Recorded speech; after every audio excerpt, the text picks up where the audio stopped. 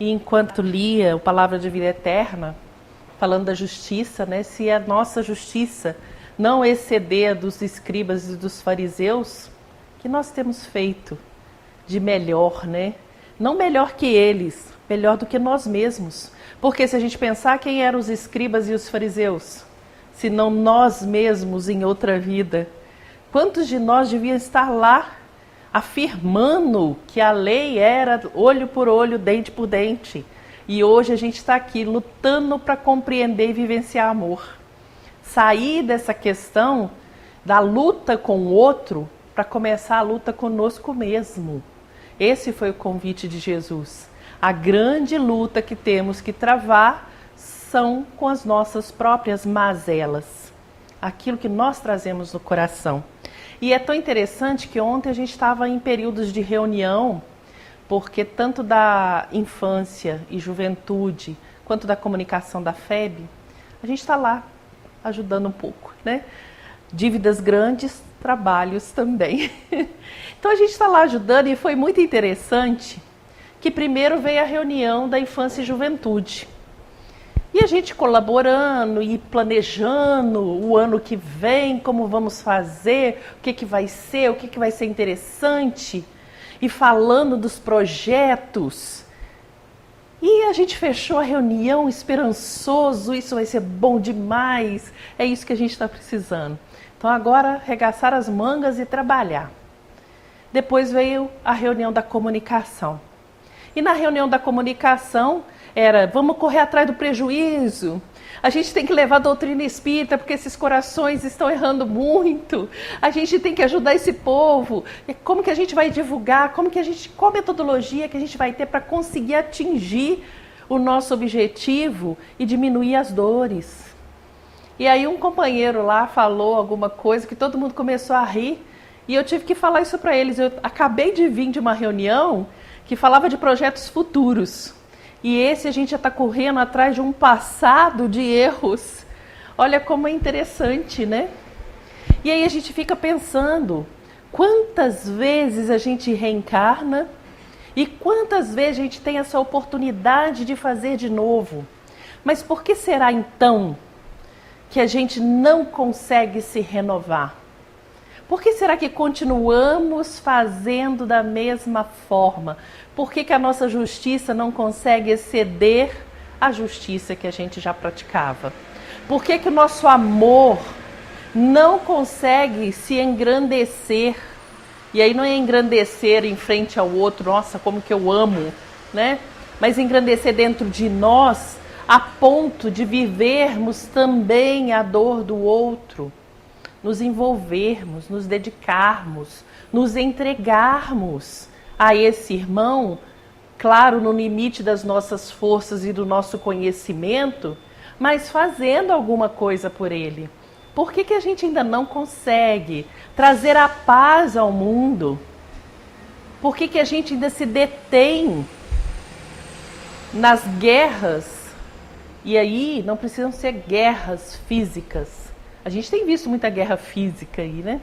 Mas não precisa ser guerra física, nas guerras mentais, nas guerras emocionais, que a gente trava um com o outro. Talvez porque ainda não conheçamos direito Jesus.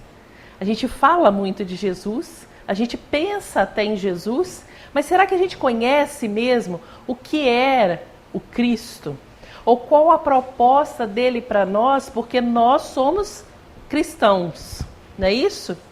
Somos cristãos, seguidores do Cristo. Mas quem é esse a quem eu estou seguindo? A gente pouco sabe e muitas vezes a gente fica com a definição que está lá no Livro dos Espíritos. Guia e modelo da humanidade.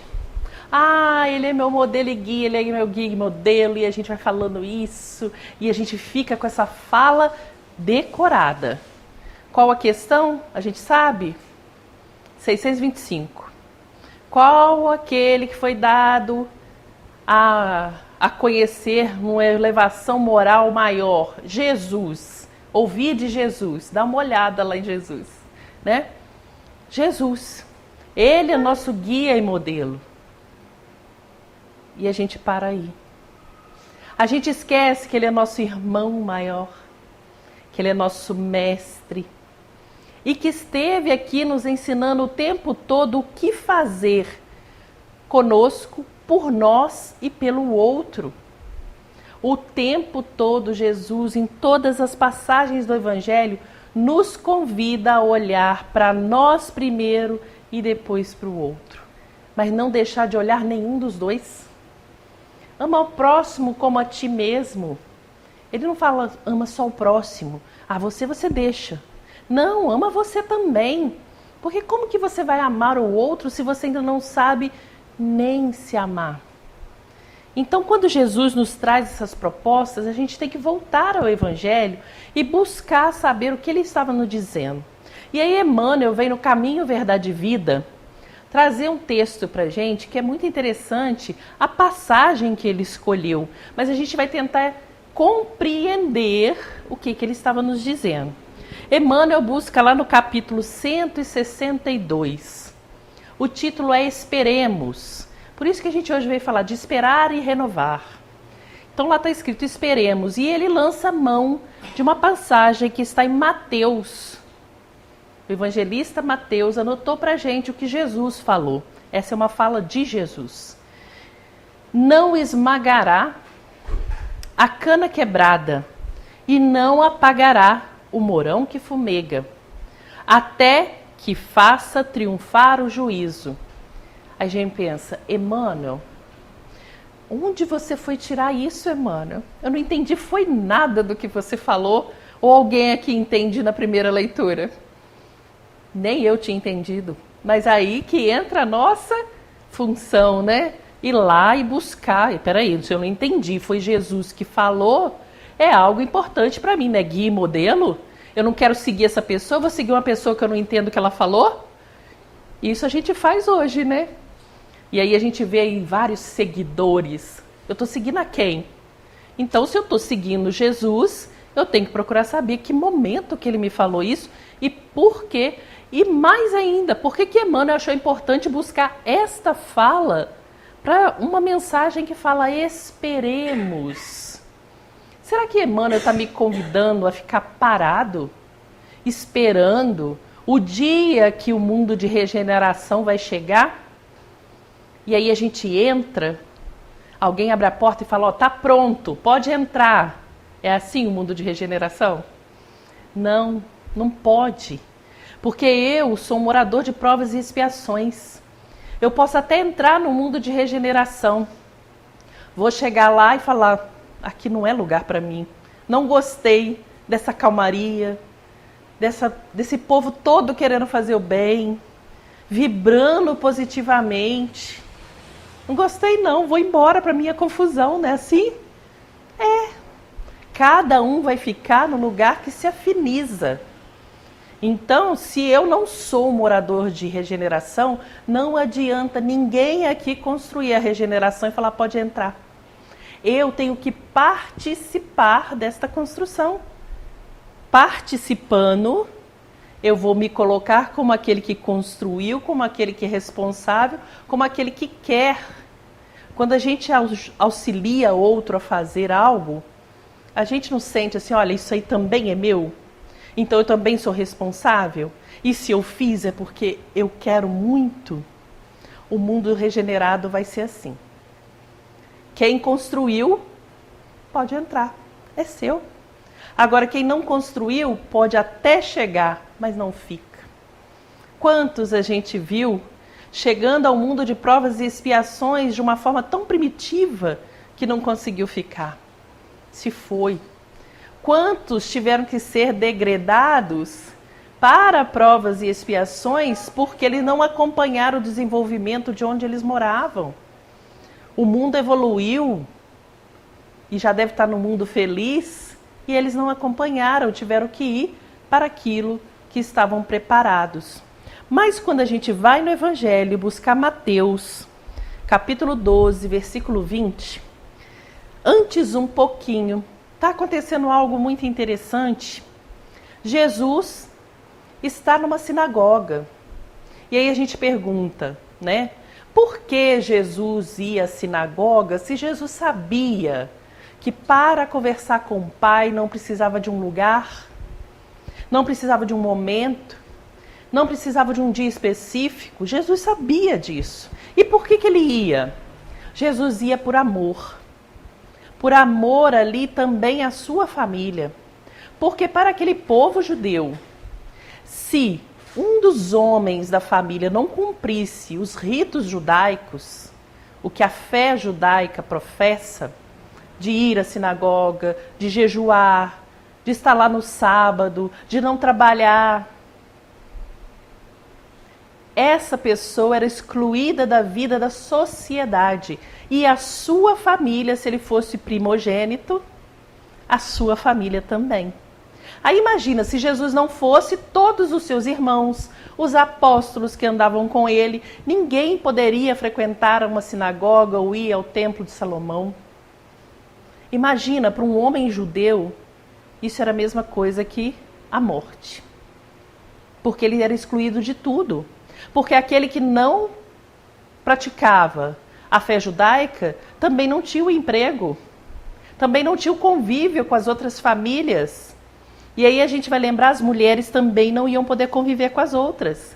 Porque as mulheres naquela época tinham sim os cestos que elas se reuniam e faziam, as roupas que elas costuravam, até algumas sandálias eram elas que faziam. Os homens faziam as tendas, os homens faziam os calçados, os homens construíam as casas, os móveis.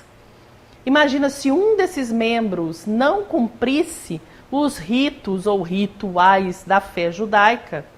E aí eles gostam de falar fé judaica e eles se referem à religião deles assim, porque eles falam que eles não têm uma religião judaica. Porque religião é religar a Deus. A palavra religião. E eles falam, a gente nunca se desligou do Pai, então nós temos uma fé. A gente acredita de sempre e para sempre. É interessante quando a gente vê que a espiritualidade fala a fé raciocinada. Ela não fala a religião espírita, ela fala a fé raciocinada. Ou seja, nós como espíritas sabemos que o espiritismo também tem seu caráter religioso. Tem. Filosófico, científico. Porém, se a gente tivesse uma fé espírita, a gente nunca ia se desligar do Pai. Então é importante quando a gente fala, eu tenho fé espírita. Ah, mas eu vou falar religião. Não tem problema. Não tem problema. A questão é a gente saber, a gente não pode se desligar do Pai. Então, estes homens tentavam cumprir esses ciclos ritualísticos, esses ciclos da fé judaica, para que eles estivessem aceitos na sociedade. Lá tinha um costume de que se você não cumprisse os ritos, ou se você nascesse com alguma deficiência, você era riscado do livro da vida. Já ouviram falar isso? Isso tem até no Antigo Testamento. Tal pessoa foi riscada do livro da vida. Isso quer dizer que você não existe mais. Você está vivendo ali, você está encarnado, mas para todas as pessoas você não existe mais. Então, por isso que quando se adoecia, a pessoa entrava em desespero, ela perdia a família. Lembra da mulher hemorroíça? Ela não tinha mais família, ela não tinha mais casa, porque ela não podia tocar em ninguém. Ela não tinha mais amigos, porque ela não podia mais conviver com as outras mulheres, porque ela estava impura. Ela estava com sangramento, ela estava impura para aquele povo. Então todos foram se afastando. E o que ela tinha de bens, ela gastou com procura da cura. Por quê? Ela não existia naquela sociedade, então ela daria tudo para voltar a existir. Então, nesse dia, Jesus estava na sinagoga e conversando com os seus apóstolos e seus discípulos, todos estavam lá. A gente tem que lembrar que aqueles apóstolos eram judeus, estavam lá cumprindo, era um sábado. O sábado a gente tem que ir para a sinagoga. A gente não, tá? Eles. Tem que ir para a sinagoga, está escrito. Então nós vamos. E Jesus também foi. E quando ele chega lá, Existiam alguns fariseus e alguns escribas que com a sua justiça impura, por que a gente diz uma justiça impura? Porque a justiça verdadeira, como diz o livro dos Espíritos, é aquela que respeita o direito de todos. E respeita o direito de outrem, de todos nós. Mas os fariseus e os escribas utilizavam da lei divina, que eles diziam que era divina, porque já estava toda enxertada de outras leis. Para a gente ter ideia, tinha lei lá, se o seu filho não te obedecesse, o que você ia fazer com ele?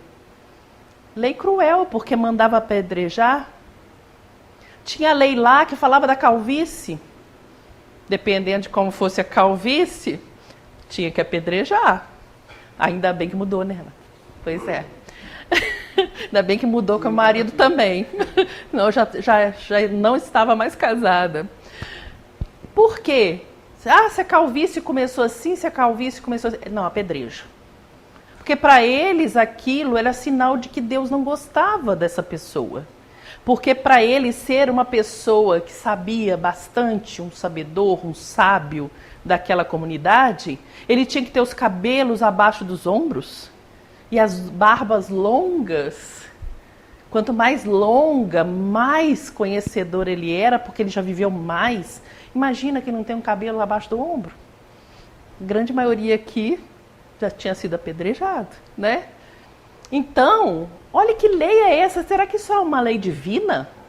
Não, isso é uma lei social que eles inventaram e enxertaram naquela base dos 10 mandamentos. Para ter ideia, os 10 mandamentos viraram 613. Onde estavam esses outros? Eram todas essas leis que falavam sobre as questões da relação de um com o outro, inclusive olho por olho e dente por dente. Inclusive, você não pode trabalhar no sábado. Inclusive, você tem que morar 1 quilômetro da sinagoga, porque no sábado você tem que ir lá. Mas andar mais de 1 quilômetro é pecado. Será que isso é lei divina? Será que Deus fica contando quantos passos a gente deu? Ele conta quantos passos a gente deu para a evolução. Mas na Terra. E eles foram enxertando. E estavam esses escribas e fariseus na sinagoga, quando chega um homem da mão atrofiada. Ou seja, já era um homem com uma deficiência. Entra numa sinagoga. Já não pode. Quem está lá tem que expulsar ele. E ninguém expulsou. Porque a grande maioria eram os companheiros de Jesus. Eles não iam expulsar o homem. Eles estavam aprendendo com Cristo. Não pode expulsar, então não vamos expulsar. Mas os escribas e fariseus começaram a instigar. E esse homem entrou. E aí a gente pensa, ele não entraria sozinho. E o medo de ser apedrejado? Então, com certeza, ele foi instigado a estar ali por alguém. E a gente sabe como os escribas e fariseus queriam testar Jesus e prendê-lo. Então a gente pode desconfiar que ele foi convidado a entrar por essas pessoas. E quando ele chega, Jesus o coloca no meio e cura a mão dele. E Lucas nos diz assim que era uma mão direita. E por que é importante essa informação? Porque a mão direita é a mão do trabalho. A mão direita é a mão do trabalho. Por isso que quando nascia canhoto tinha o costume de forçar a escrever com a direita. Primeiro para não demonstrar que você trazia uma diferença. E depois porque a mão direita era do trabalho. Olha como que a gente já tem muito do judaísmo guardado dentro de nós. Hoje que a gente já compreendeu que não tem nada a ver escrever com a mão direita, a esquerda, o pé, a boca, do jeito que você conseguir. Quantas pessoas escrevem com os pés? Não é? Hoje a gente já sabe disso, mas naquela época não era assim. Então, esse homem, Jesus traz para o meio, cura a mão dele, a mão do trabalho, restitui ele na sociedade, porque agora ele não tem mais deficiência, então ele volta a existir. E aí os escribas e fariseus falam, é agora que a gente prende Jesus. Porque ele curou no sábado, dentro de uma sinagoga. Que maravilha, né? Para eles. Que maravilha, agora que a gente prende ele. E aí, Jesus fala assim para eles. Quando eles falam, quem é você que cura no sábado? Não pode curar no sábado. E Jesus fala para eles, quais de vocês, tendo uma ovelha, caísse em um buraco, não faria de tudo para salvá-la? Vocês que são da terra, imagina o Pai que está no céu. Quem de nós que visse um dos nossos amados com alguma questão, fosse o sábado, fosse o domingo, a segunda, a terça, de manhã, de tarde, de noite, madrugada, a gente não levantaria na mesma hora e não iria ter com essa pessoa, auxiliar essa pessoa? E aí não precisa ser aquele que a gente ama mais ou menos, não. Pode ser aquele bem amado mesmo, aquele bem próximo. Esse aí que a gente ama mais, que passou pela nossa cabeça. Se ele estiver precisando da gente, nós não vamos fazer nada? Ah, não, mas é porque agora está na hora da palestra. A palestra é importantíssima, não é? É importantíssimo. Mas se alguém estiver pedindo, se alguém estiver passando por uma dificuldade ali, se alguém estiver adoentado na porta, e um de nós levantar, não precisa ir todo mundo também não, né? Um de nós levantar e for lá atender, ele está sendo pior do que quem ficou sentado? Ele está sendo melhor do que quem ficou sentado? Não, cada um está fazendo a sua parte. Então, se aquela ovelha caísse no buraco, você não iria lá tirar? Se esse irmão está precisando, você não vai curar? Lógico, a gente não, mas Jesus, porque é sábado. Nós não vamos fazer por ele aquilo que vai tirar uma imensa dor deste espírito? Porque imagina você viver isolado de tudo e de todos. Você estar encarnado, mas não estar vivendo numa sociedade altamente preconceituosa. E aí a gente pode trazer isso para os nossos dias. Será que a gente está muito melhor? Será que nisso a gente já excedeu os escribas e fariseus? Será que a gente já está olhando para o outro com mais amor, com mais aceitação? Aí algumas pessoas falam assim, não, você não tem que aceitar. Você tem que conviver. A gente não tem que aceitar. Não, mas aceitar do coração. É entender essa questão. Parar de apontar o dedo e falar assim, o que eu posso fazer? Chegar perto da pessoa e falar, olha, eu não sei o que eu posso fazer para te ajudar, mas me ensina que eu te ajudo. Eu te auxilio. Eu quero aprender. Quantas vezes, aí só quem conheceu o quê? Odeon, né? A Odeon, que lembra que se passasse uma pessoa sem perna de um lado, todo mundo atravessava para o outro, tinha medo. Porque não sabia o que tinha acontecido. Quem era aquela pessoa? Quantas vezes a gente já ouviu isso? E hoje a gente sabe que a gente precisa estar do outro lado mesmo e auxiliar naquilo que puder, se ele quiser. Que a gente também não vai impor auxílio, né? Se ele quiser. Então Jesus, quando cura aquele homem, ele não restaura somente a mão direita dele. Ele restaura toda a vida dele, toda a vivência dele. E quando começa um burburinho, eles saem dali e os apóstolos e discípulos vão questionar Jesus.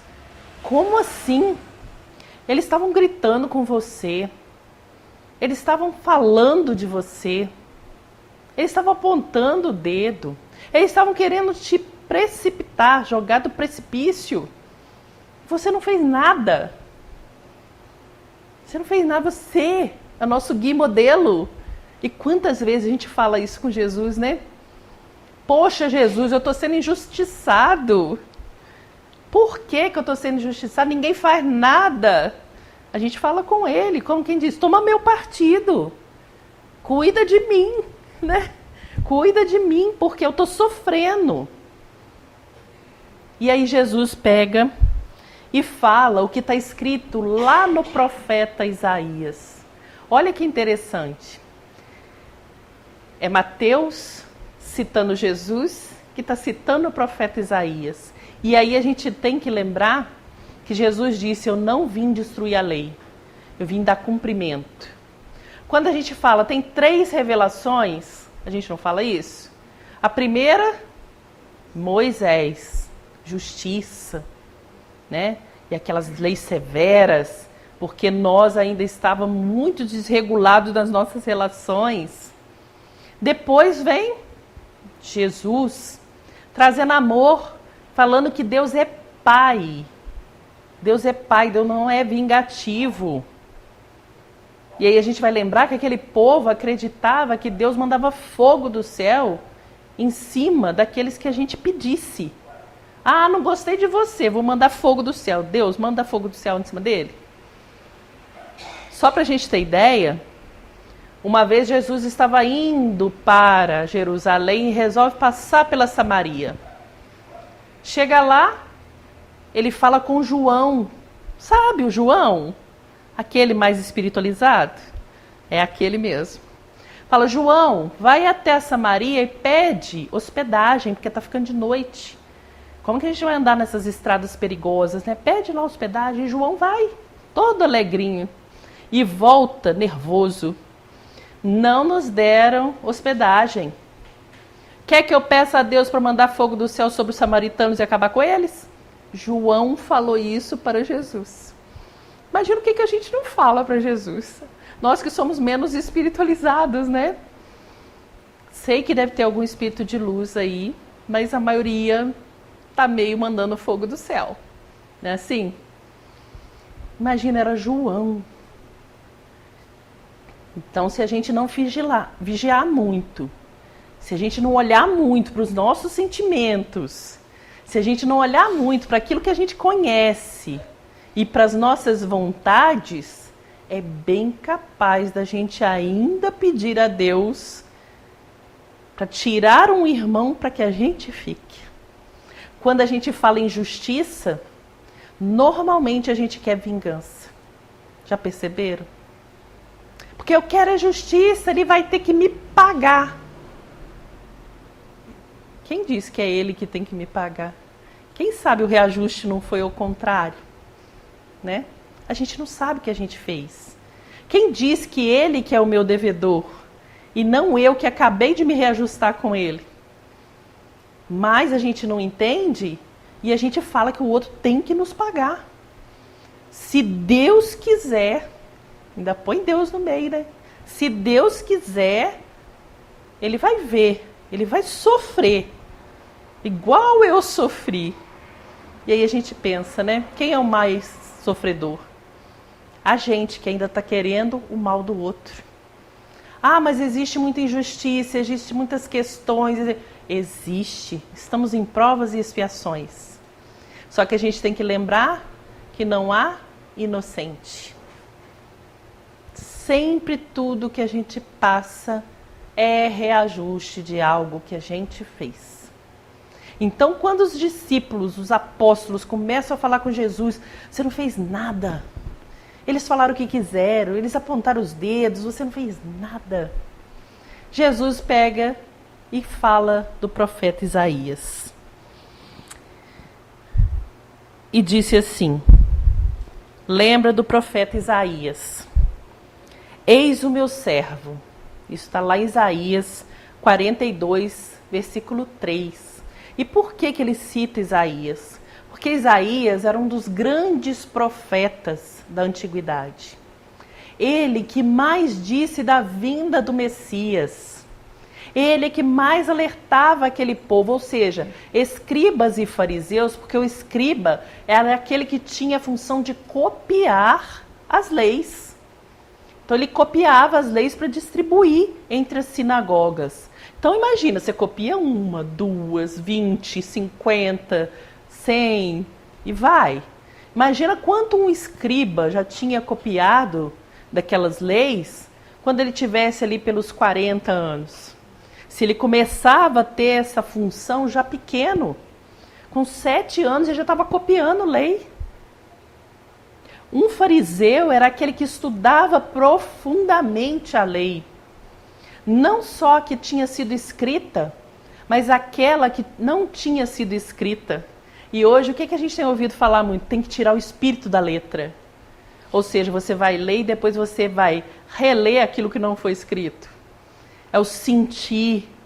É nesse momento que a gente se liga com Deus. Qual a mensagem que está aqui? Isso é tirar o espírito da letra. Porque igual quando a gente leu aqui, não esmagará a cana quebrada, isso é a letra. Mas o que quis dizer? É tirar o espírito da letra. Então, Jesus começa a ler, falar Isaías para eles. Eis o meu servo, que escolhi, o meu amado, a quem a minha alma se compraz. Isso é Isaías falando de um servo que viria e que Deus o amava profundamente e que a alma se comprazia com a vinda dele. Porém, sobre ele o meu espírito, e ele anunciará justiça às nações. E aí a gente estava falando que quantas vezes há uma coincidência, e a gente sabe que não existe coincidência, tudo é organizado. A leitura foi sobre justiça. E Isaías vem falando que sobre esse servo estaria a justiça. E a justiça é fazer pelo outro. A justiça é dar direito ao outro. E o que Jesus fez com o homem da mão atrofiada? Deu o direito a ele de recomeçar a viver. Então esse servo que Isaías falava, traria justiça às nações. Não contendará, nem gritará, e não se ouvirá nas ruas a sua voz. O que os discípulos estavam falando? Você não falou nada. E aí Jesus vem falar, lembra que Isaías falou que o Messias não contendaria? Não gritaria? Você não ia ouvir o Messias gritando na rua com alguém? Ou dentro de uma sinagoga discutindo com alguém? E aí nós somos cristãos, né? Será que a gente tem discutido com alguém? Será que a gente tem gritado com alguém? Não, eu falo até baixo. Eu também falo baixo, mas por dentro grita, né? Na hora que a pessoa te fala uma coisa, não responde, mas por dentro você está gritando. Falando mil desaforos, né? Palavras que a gente nem conhece, mas que passam nas nossas reações. E a gente sente. Não precisa de palavra. A gente sente. A gente sente o outro irritado. A gente sente o outro vibrando. E isso é perceptível não só pelos encarnados, mas pelos desencarnados também. Aí depois a gente quer se renovar. Ah, eu quero ser uma pessoa melhor, eu quero ser uma pessoa assim. Está chegando no novo, né? Que maravilha. Todo mundo no dia 1º vai ser outra pessoa. Não é isso? Dia 31 a gente ainda é o mesmo de hoje. Mas no dia 1º vai ser tudo diferente. Quantos dias primeiro a gente já teve, né? Quantos dias primeiros a gente já teve? A gente mudou? A gente se renovou? Então, quando a gente fala, eu quero me renovar, a gente tem que começar a olhar para dentro da gente. Não é para o ano novo que vai chegar. É para dentro da gente ver como que a gente tem vibrado junto a tudo que acontece. Às vezes uma pessoa vem e te conta uma coisa muito boa. Hoje eu estava com um companheiro que ele falou assim, eu estou esperando aqui uma ligação, você vai adorar, você vai ficar muito feliz. Eu falei assim, é mesmo? O que está acontecendo? Me conta, agora eu já quero saber, né? Porque curioso eu não sou, mas eu gosto de boa notícia, né? Então agora conta. E ele falou assim, não, é que a gente está esperando sair o terreno que vai ser o centro tal. E a pessoa ficou de me ligar agora, então se a gente estiver aqui na reunião eu vou interromper. Eu falei, interrompa sim, né? Porque olha que notícia boa, mas será que a gente vibra com as notícias boas? Ou será que fica aquela coisa assim, por que eu ainda não consegui? Por que a minha casa lá está passando dificuldade? Olha lá, ele está conseguindo. Ah, mas a gente não expressa isso, né? Mas isso passa assim, ó, rapidinho. E é esse pensamento que a gente tem que vigiar. Esses que passam rapidinho. Porque esses que passam pela nossa mente, e às vezes a gente fala, ih, tem que parar de pensar nisso. Às vezes fica plasmado ao nosso lado, né? E aí, o que a espiritualidade está lendo? o que a gente plasmou. E aí a gente quer muito se renovar, mas continua criando esses quadros não tão bons assim, que outros companheiros que também estão na mesma situação vão se juntando a nós, né? E aí tem uma companheira que fala, porque o meu obsessor, eu falei, nossa, já tem um? Né? É o meu, toma posse dele. Eu falei, não, eu não quero um não, pode ficar para você. Quero nenhum. Aí ela parou de falar o meu, ela fala, o obsessor. Eu falei, porque quanto mais você falar o meu, mais perto ele tá ficando, né? Tá comigo, é meu. Então, quando a gente pensa nessa renovação, a gente tem que pensar na renovação externa, que é sempre bom, né? Mas na renovação interna. Então, quando Jesus fala para eles, olha, Isaías falou que não haveria contenda, gritos na rua, porque não é para isso que o nosso guia e modelo veio. E aí, quando a gente fala que é cristão, o que a gente tem feito? A gente tem se colocado nos embates. E aí a gente quer um ano novo, a gente quer uma vida nova, mas a gente quer continuar com as mesmas ações. A gente fica esperando a renovação, mas não se renova. A gente espera o ano novo com as nossas roupas velhas. E aí as roupas não são as roupas que a gente veste. As roupas que a gente se vestiu. Eu sou assim. Não, você não é assim. Você está assim. A tendência é você se melhorar. Então você está desse jeito, mas você pode mudar. Quantas vezes a gente se coloca no mundo falando, não, eu sou desse jeito mesmo e eu não vou mudar, não. Aí tem a síndrome de Gabriela, né? Nasci assim, vou viver assim, vou morrer assim. Não é. Se a gente encarnou, é pra gente modificar. Porque se não fosse, a gente não teria nem encarnado. Ah, mas a gente aprende no mundo espiritual, sim, mas tem vivência que é só do mundo encarnado. Tem coisa que só o corpo físico nos permite. Tem situações que só do encarnado pode sentir. Aí a gente pode perguntar o quê? Dor precisa de nervo, precisa de corpo físico. Ah, mas eu sei dos espíritos que falam que está sentindo dor. É dor moral. A dor física é no corpo físico. Frio é no corpo físico. Alguém já sentiu frio? A gente sente um friozinho. Mas sentir frio mesmo deve ser doloroso. Sentir fome. A gente já sentiu fome? A gente tem vontade de comer. E aí toda hora, né? Uma vontade de comer, ainda tem vontade de comer tal coisa. Mas fome. Então, às vezes, a gente precisa estar no corpo encarnado e sentindo a fome para saber o que é isso, porque quando aparecer um irmão com fome, a gente lembrar daquele dia que a gente teve vontade de comer e como já foi difícil, a gente imaginar o que é fome. Então, quando restaura-se a vida deste homem, tira tudo isso dele. Quando Jesus faz isso sem contenda, fazendo o bem, sem se importar o que os outros falavam dele, porque ele estava fazendo o bem, porque é diferente. Quando as pessoas falam da gente, a gente está errando.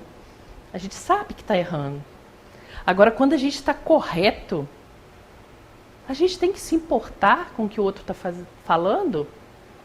Quando a gente está vindo para o centro espírita, o outro fala, ah, já vai de novo, né? Aí você fala, gente, eu estou indo conversar com Jesus. Não tem erro nisso, né? A gente deixa a paz, como ele disse. Se não te atender, deixa a paz e vai embora. A gente deixa a paz e vem.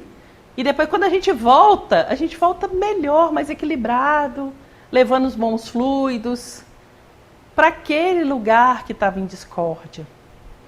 Então, Jesus termina falando de Isaías assim, que a gente não ia ouvir ele gritando, não ia ver contenda, não ia ver ele na rua se desesperando, não quebraria o caniço, ou seja, a cana rachada, e não apagaria o pavio fumegante, ou, como disse Emmanuel, o moirão que fumega.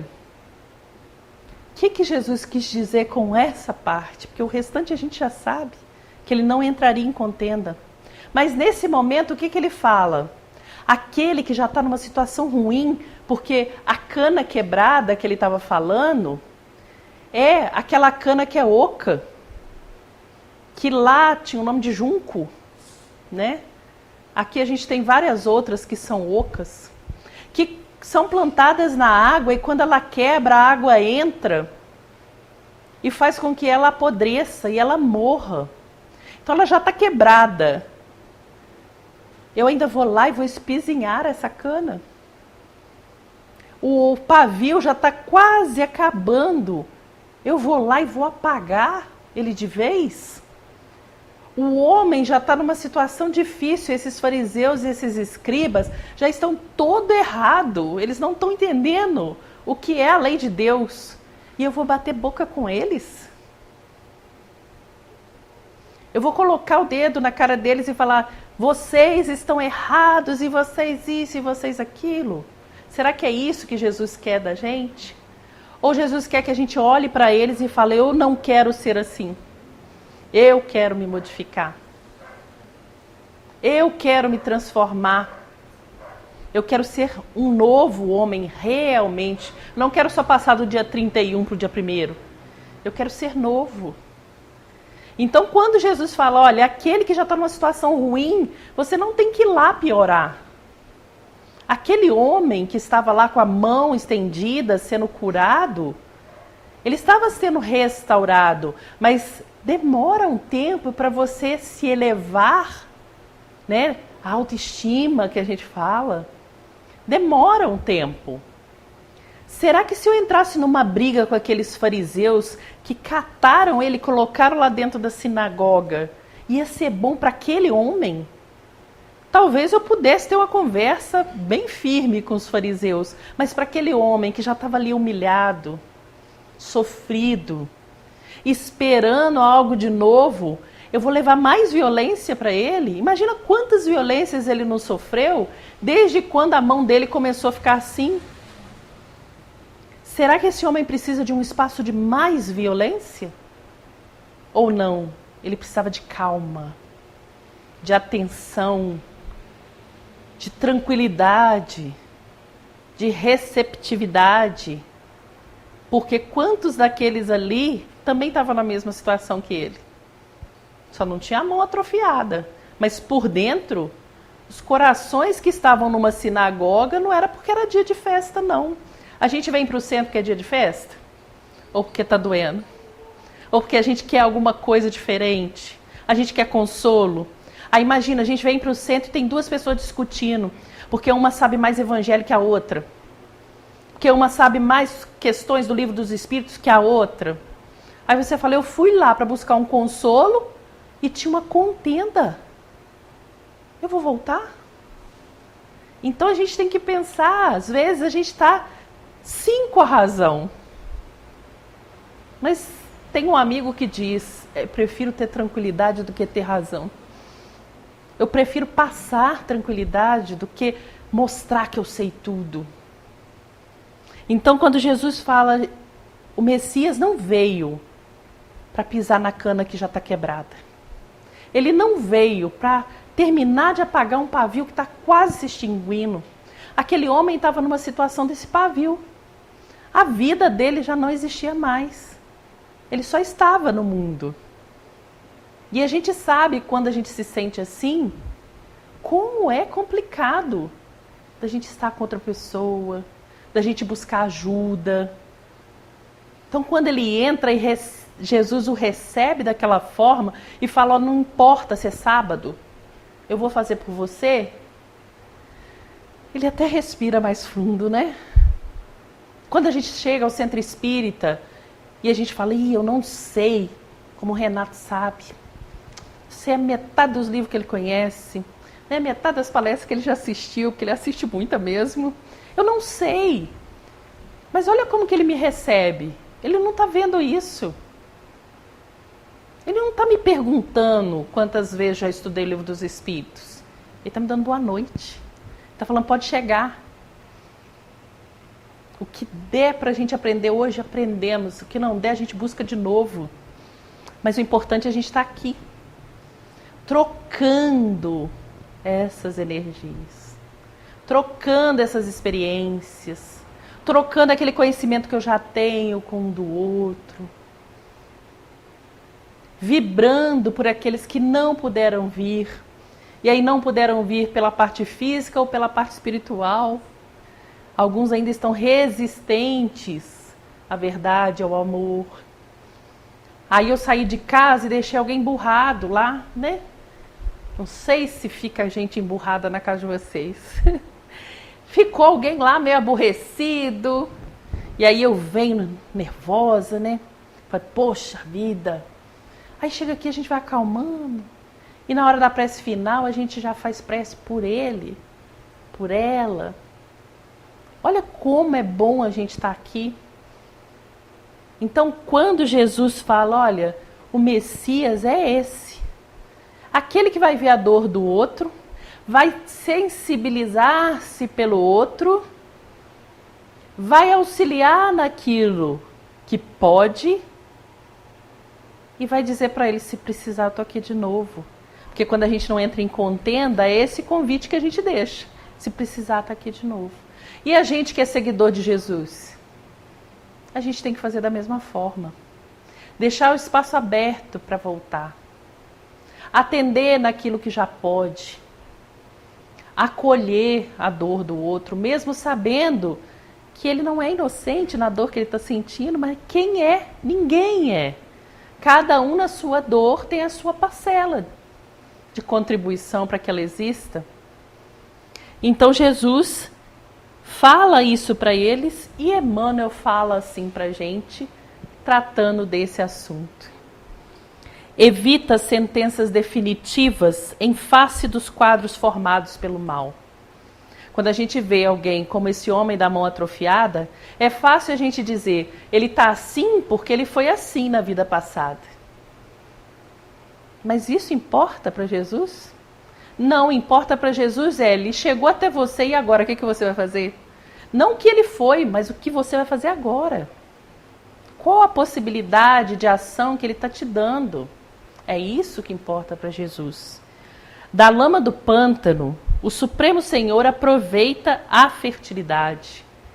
Da pedra áspera, vale-se da solidez. Da areia seca, retira utilidades valiosas. Da substância amarga, extrai remédio salutar. O criminoso de hoje pode ser prestimoso companheiro amanhã. Aquele que errou hoje, até aqueles fariseus, escribas, quem sabe eles não estão encarnados entre nós hoje como missionários. Ah, mas não dava tempo não, 2000 anos? Paulo mudou aonde? Na estrada de Damasco, não foi? Basta um dia, basta um momento, basta querer, basta vontade, que a gente consegue. O malfeitor, em certas circunstâncias, apresenta nobres, até então ignoradas, de que a vida se aproveita para gravar poemas de amor e luz. Então, aquele que errou pode trazer para a gente potencialidades, qualidades que vão ser aproveitadas nesse mundo de provas e expiações. Quantas vezes a gente precisa de alguém para falar? Alguém que nos ouça. Aí você pode pensar assim, mas eu não sei fazer isso. Senta e deixa a pessoa falar. Às vezes a gente está na atividade do diálogo fraterno, a gente fica ansioso, né? O que será que eu tenho que falar? E a pessoa que chegar, e se chegar esse caso, chegar o outro, e às vezes a pessoa chega, senta, fala, levanta e fala, nossa, eu nunca fui atendido assim, muito obrigado. Aí você fala, eu nem consegui falar nada. Mas ela precisava contar, ela precisava colocar para fora. E você foi o único que teve ali, sentou, escutou. E aí a gente pensa, isso acontece só no diálogo fraterno? Não, senta no ponto de ônibus. Vai na padaria. Entra na fila do mercado. Tem pessoas que te contam presente, passado e futuro delas. Aí você fala, gente, mas por que ela está me contando isso? Eu nem conheço essa pessoa. Nós estamos sedentos de pessoas para nos escutar, não temos mais. E aí foi perguntado, existe alguém que não possa fazer o bem? E a resposta foi, não, todos podem. Cada um dentro da sua parcela, mas todos podem. Então a pessoa pode não ter estudo, a pessoa pode não ter um cargo, a pessoa pode não ter um conhecimento profundo da NASA, mas tem ouvidos para ouvir, né? Tem mãos para estender. E é isso que o nosso modelo e guia fazia. Chegava perto da samaritana, que podia aprofundar um pouco mais, falar de água viva, se apresentar como Messias, ele se apresentava. Chegava perto de um leproso que só queria a cura, ele curava e falava, vai, não peques mais. Cada um ele fazia de uma forma. Então será que não somos múltiplos e não precisamos também de múltiplos atendentes do coração? Então é oportunidade, todo lugar que a gente vai. Emmanuel ainda fala assim, Deus não é autor de esmagamento. Ele não vai mandar fogo do céu, ele não vai esmagar a cana que já está ali meio quebrada. Ele é Pai de misericórdia. Não destrói cana quebrada, não apaga o morão que fumega. Suas mãos reparam estragos. Pelo contrário, se ele visse a cana quebrada, ele ia restaurá-la. Seu hálito divino compõe e renova sempre. Não despreze, pois, as luzes vacilantes e as virtudes imprecisas. Nós ainda somos luzes vacilantes. Um dia a gente quer muito fazer o bem, né? E no outro a gente está achando muito difícil fazer o bem. Mas será que não é o começo? A gente vacila sim, a gente oscila entre o querer e não poder e achar que está difícil. E hoje é o dia perfeito para levantar e fazer o bem. E aí depois na parte da tarde a gente está assim, nem é tão perfeita assim, né? Já estou cansado, queria mesmo era dormir. E aí a gente vai desistindo, né? Mas ele sabe disso, Deus sabe disso. E é conosco que ele conta. É conosco. Porque como que ele vai colocar seres perfeitos para atenderem seres imperfeitos? Ele vai colocar aqueles que são parecidos, para que a gente possa sentir o que o outro está sentindo. Por isso, quando ele escolhe os 12, ele escolhe 12 como nós. Ele podia chegar aqui com uma legião de anjos, ele mesmo falou. Se eu pedisse ao Pai, vinha uma legião de anjos. Mas não era essa a proposta. Era preparar homens comuns para atender homens comuns. Porque só eles iam entender o que os outros estavam passando. Os anjos ainda estão muito distantes de nós. Nós estamos mais para a primitividade do que para a angelitude. Então é mais fácil a gente entender a dor daquele que chega do que as alegrias daquele que já evoluiu. É difícil a gente compreender o amor de Jesus. E olha que era Jesus há 2000 anos atrás. Imagina agora. É difícil a gente compreender como alguém ama tanto assim que vai para a cruz sem gritar, sem praguejar. Imagina a gente. O que a gente não tinha falado ali, né? Primeiro que a gente não estaria ali, que já tinha saído correndo há muito tempo. Na primeira vez que eu vou te prender, a gente já tinha corrido. Não é? Jesus ficou, Jesus exemplificou, Jesus acolheu, até no momento do Calvário ele acolheu todas aquelas pessoas. Trabalha pelo bem e ajuda incessantemente. Se Deus, Senhor absoluto da eternidade, espera com paciência, por que motivo nós, servos imperfeitos do trabalho relativo, nosso trabalho ainda é relativo, não podemos esperar? Por que nós não podemos esperar? E aí, o esperar aqui não é parar e ficar sentado esperando um mundo melhor. Por que a gente não pode esperar que o outro também se melhore? Se Deus espera por nós, por Por que a gente não pode compreender que aqueles escribas e fariseus não conheciam Jesus como nós conhecemos hoje? Porque às vezes é fácil falar, né? Pedro negou, você viu? Você viu que Pedro negou? Ah, você viu que Judas traiu? E aí, só lembrando, Jesus nunca falou que Judas o traiu. Se a gente for no Evangelho, está escrito, aquele que há de me entregar. Ele nunca falou que Judas foi um traidor. Quem fala que Judas traiu é a gente, né? Então a gente fica olhando esses homens, apontando os defeitos, só que a gente tem que lembrar que eles conviveram com Jesus 3 anos. Numa época onde não se tinha certeza de nada, não se tinha ciência, a história pouco anotava. Nós estamos convivendo com Jesus há quanto tempo? Há mais de 2000 anos. E muitas vezes a gente faz como eles faziam. Então, esperar não é ficar parado. É de ter esperança de que tudo vai melhorar. Mas se a gente trabalhar. Emmanuel realçou aqui pra gente, trabalha pelo bem e ajuda incessantemente. Então, se a gente quer chegar à renovação que a gente tanto deseja, que a gente está com muita vontade, porque ninguém está aguentando mais provas e expiações, né? Ninguém. Eu não estou. Já estou com uma vontade de regeneração, isso para feliz, né? Porque o negócio está difícil. A gente olha para o lado e fala, não é possível que a gente ainda está fazendo isso. A gente já está cansado de expiação. Mas a gente só vai sair dela se a gente começar a renovar as nossas atitudes, os nossos pensamentos, o nosso querer, a nossa postura. E saber que não é guerreando com o outro que a gente vai chegar lá. Porque nesse espaço de regeneração e felicidade, não existirá guerra. Nem física, nem mental. Agradeço muito a vocês a oportunidade, que Jesus nos abençoe nessa noite, para que a gente possa encontrar aí amigos queridos que possam renovar os nossos pensamentos, para que amanhã, quando acordarmos, tenhamos atitudes renovadas.